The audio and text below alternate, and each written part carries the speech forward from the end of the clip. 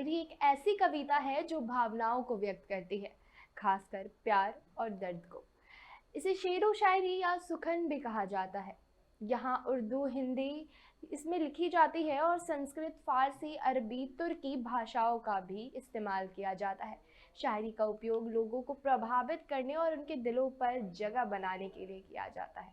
जब आप भावनाओं को व्यक्त करना चाहते हैं तो शायरी एक बहुत ही अच्छा माध्यम बन के उभरते के सामने आती है।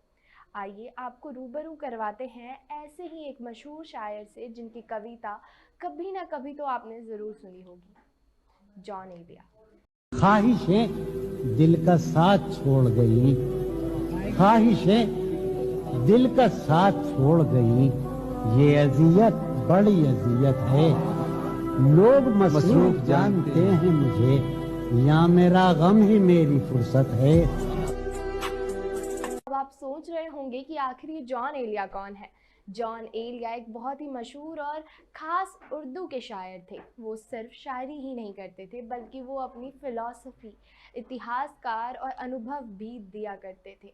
उनका जन्म 14 दिसंबर 1931 को अमरोहा में हुआ, उत्तर प्रदेश, भारत में हुआ था और उनका निधन 8 नवंबर 2002 को कराची, पाकिस्तान में हुआ।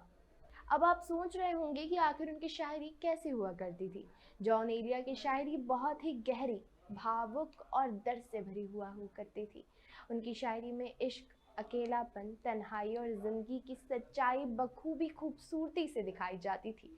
वो अपने जज्बात को बहुत अलग और दिल को छू लेने वाले अंदाज में कहा करते थे। उनकी कुछ मशहूर शायरी की अगर हम बात करें तो चलिए मैं आपको बताती हूँ। शायद मुझे किसी से मोहब्बत नहीं हुई, शायद मुझे किसी से मोहब्बत नहीं हुई, लेकिन यकीन सबको दिलाता रहता हूँ मैं। दूसरी, मैं भी बहुत अजीब हूँ, इतना अजीब कि बस खुद को तबाह कर लिया और मलाल भी नहीं। अब नहीं कोई बात खतरे की, अब सभी को सभी से खतरा है। अगर बात करें जॉन एलिया की ज़िंदगी और काम की तो उन्होंने छोटी उम्र में ही लिखना शुरू कर दिया था। वो अरबी, फ़ारसी, संस्कृत और अंग्रेज़ी भाषाओं को काफ़ी अच्छे तरीके से जानते थे।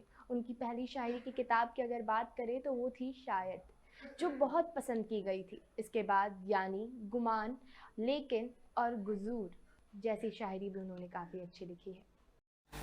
तुम जब आओगी तो खोया हुआ पाओगी मुझे, मेरी तन्हाई में ख्वाबों के सिवा कुछ भी नहीं। मेरे कमरे को सजाने की तमन्ना है तुम्हें, मेरे कमरे को सजाने की तमन्ना है तुम्हें, मेरे कमरे में किताबों के सिवा कुछ।